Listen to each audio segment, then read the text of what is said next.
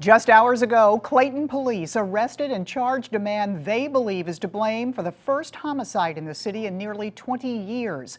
But they say their job is not finished. Thanks for being here at noon. I'm Kay Quinn. 5 on Your Side just spoke with Clayton police again, who say they're still looking to bring one more person of interest into custody. The man already in custody is being held at the St. Louis County's Justice Center. 5 on Your Side's Alex Fees is in Clayton with the latest. Overnight, major case squad investigators announced they had arrested the suspect wanted in connection to that homicide here in Clayton earlier this week. He is 18-year-old Trinell Johnson, wanted in connection to that first homicide that Clayton has had in the past 17 or 18 years. Johnson is currently in custody right here behind me in the St. Louis County Justice Center. Now, he is charged with second-degree murder and armed criminal action in the shooting death of 41-year-old Joshua Harris. No bond has been set in this case for 18-year-old Trinell Johnson. Major case squad officials say Johnson and others were seen breaking into several cars Monday morning here in Clayton. Police say Harris lived in an apartment building near Hanley and Wydown and noticed thieves breaking into his wife's car. That's when he tried to confront the thieves. Police say shots were fired from a nearby Chrysler 300. Harris was killed in the incident. Police say Johnson was seen on surveillance video getting out of that vehicle and had a gun in his hand just 10 to 15 minutes prior to the shooting. Now, Clayton Mayor Michelle Harris had a message for her fellow residents earlier. Actually, she spoke to 5 on Your Side last night. Harris says if this happens in your neighborhood, do not go outside, do not confront the criminals. Instead, Mayor Harris says, call the police. Reporting in Clayton, Alex Fees, 5 on Your Side.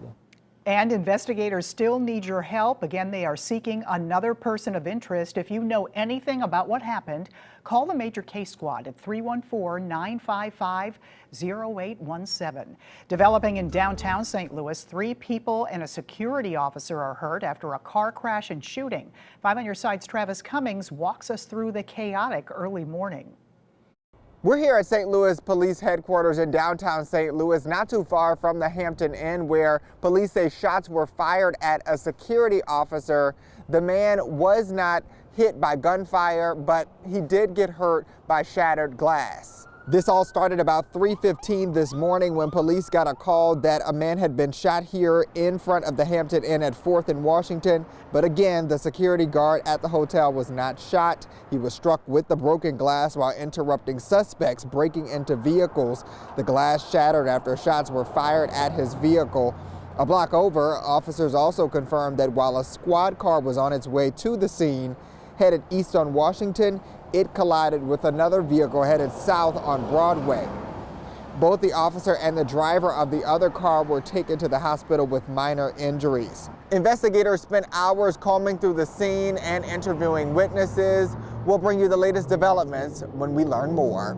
Reporting in downtown St. Louis, Travis Cummings, 5 on Your Side. New at noon, a woman is thankful to be alive after her house caught fire. At 4:30 this morning, a vacant East St. Louis home went up in flames. It took the neighboring home with it.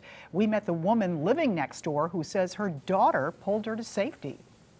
And my daughter was the one that saved me because I can't walk. So she had just grabbed me by the seat of my pants and just pulled me on out. I am very thankful. You can replace all those things, but you just can't replace life. We are waiting to hear back from first responders about the extent of the damage and how that fire started. A bill to ban the open carry of firearms is heading to St. Louis Mayor Tashora Jones' desk. The Board of Aldermen voted unanimously to adopt the measure, but state law blocks it from taking effect immediately. City leaders said putting this open carry ban on the books now makes it possible for police to enforce it if voters approve a ballot question allowing local control of gun laws. Oh, I think it would help voter turnout. I mean, no matter if you live in North St. Louis, South St. Louis, no matter if you're young or you're old, people are fearful when it comes to just how lax our gun laws are in the state of Missouri, and the city of St. Louis, to be clear. People have been crying out for a very long time, even to the representatives as a former state rep. We need to do something about guns. The ordinance would still allow legal gun owners to carry concealed weapons, and anyone caught carrying guns out in the open could face fines or jail time. St. Louis County man is suing SSM Health St. Mary's Hospital after he fell and became paralyzed due to uneven pavement. He says the area is unsafe and he wants justice for what happened to him. Rowan Miller says he was leaving his doctor's office at SSM Health St. Mary's when he fell in the parking garage. Miller says he tried to get up but couldn't and is now paralyzed from the neck down. I have some movement in my arms, but I have no dexterity in either hand. So, I mean, I can't pick up anything. And I get some movement in my legs, but a lot of that is just muscle spasms. His lawyer says it's the hospital's job to make sure their property is safe and to warn people if it's not, which they claim in the lawsuit was not done. We reached out to SSM Health yesterday afternoon for comment. A spokesperson told us they'd look into the matter, but as of last night, we haven't received a response. Today, the lawsuit against Missouri's new photo ID requirement for voters makes its way to court. The law requires voters to show photo identification to cast a regular ballot and forces the state to provide free photo IDs to those who don't have one. Critics say it's unconstitutional because it blocks more people from voting.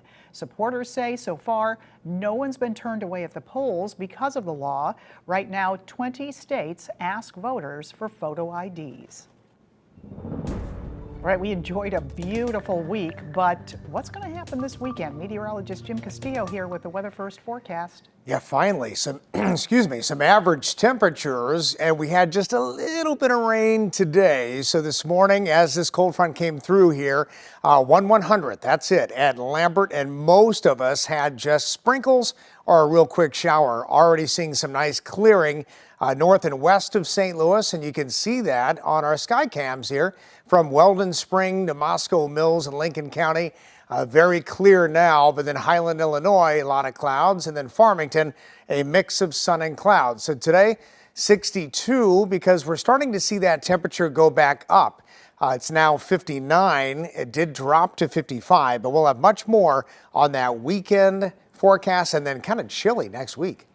All right, we'll see you in a few minutes. Thank you, Jim. Still ahead, it's a first for Illinois hunters.